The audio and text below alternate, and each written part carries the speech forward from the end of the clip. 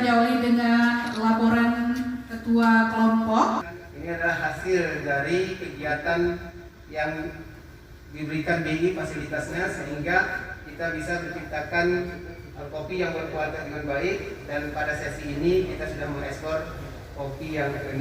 Untuk melepaskan ekspor ke-6 dari kelompok Pestaka Baburayan, biar tambah semangat kita semua rakyat Bapak untuk melaksanakan suatu kegiatan untuk meningkatkan kesejahteraan masyarakat.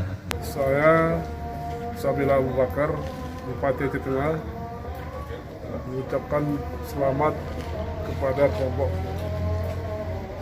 petani Pestak yang telah mengekspor kopi ke-6 ke Taiwan.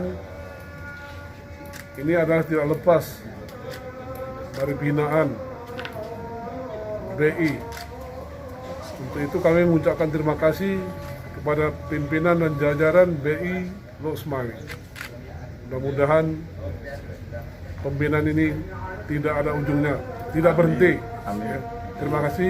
Bismillahirrahmanirrahim.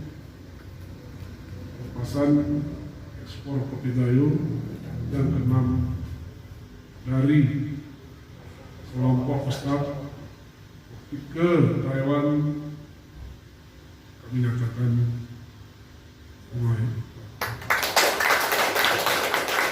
Nanti dia bisa nabung juga Pak, jadi nanti orang datang, jadi harganya nanti kami sampaikan. Iya, nanti